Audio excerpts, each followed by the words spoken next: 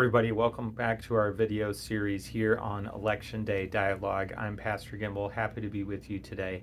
So as we heard from Pastor Jason earlier, we are going to be looking at issues that talk about how we share our faith as Christians in our role in government as God has called us to be. And we're going to start looking more specifically over the next week or so by looking at things related to Missouri Amendment number 3. So I just wanted to give you a brief overview of what that is. Chances are you probably heard about it already. You probably have seen some yard signs going up about it or a handful of other things about it. But nevertheless, it is a big one that does overlap a little bit with our faith. First and foremost, as is the case with any legislation, not even just with Amendment 3, we encourage you to look at the original text. So I would suggest going to any search browser, and instead of looking at one advertising thing or one commercial here or there, I would encourage you to just check it out from a .gov website.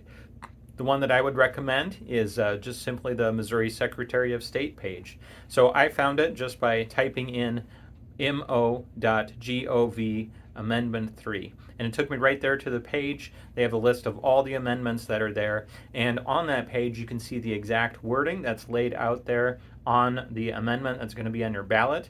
And more importantly than that, you also have the full text there. It reads like constitutional stuff, which is quite frankly pretty boring, but nevertheless, that's where you need to start and look at some of the information there too, to really know some of the things as to what's happening.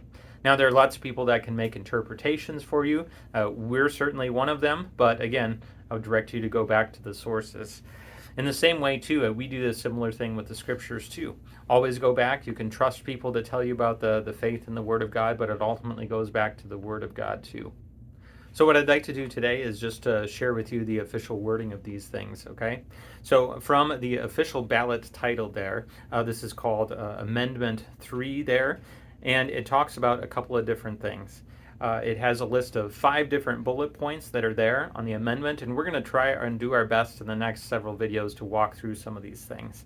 Now, the official title for this one, even as it's going to be printed in the Constitution should it pass, is called the Right to Reproductive Freedom Initiative. Now, that alone should be some sign of caution or alarm for all of us as Christians. Again, we typically don't talk that way, and certainly there's nothing about abortion that's there in the title. What we should do is I'd encourage you to, again, check it out for yourself and look at the 5 bullet points that talk about the highlights and the summary of what's actually going to be happening.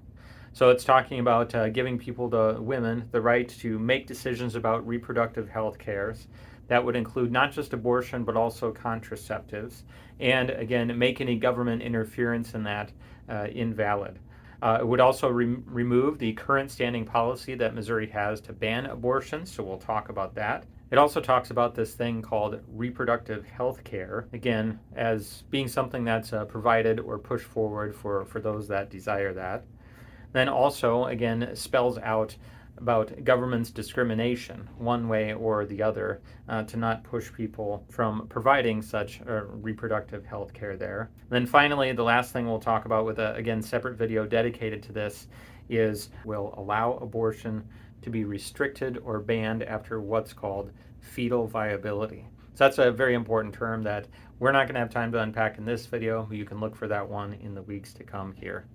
It also says, even on the ballot there, the different costs that are associated with it.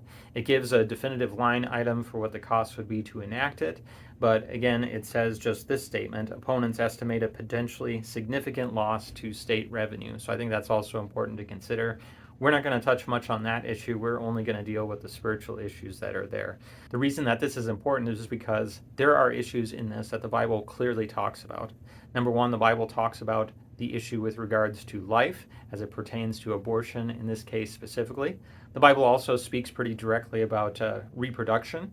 Even God had given his command to all of creation to be fruitful and multiply. And what does that look like for us as Christians? The Bible has some things to say about that. Now, I hope you stay tuned, so be sure to continue to follow this page and check out our website for updates, again, resuming next week to hear more about these topics.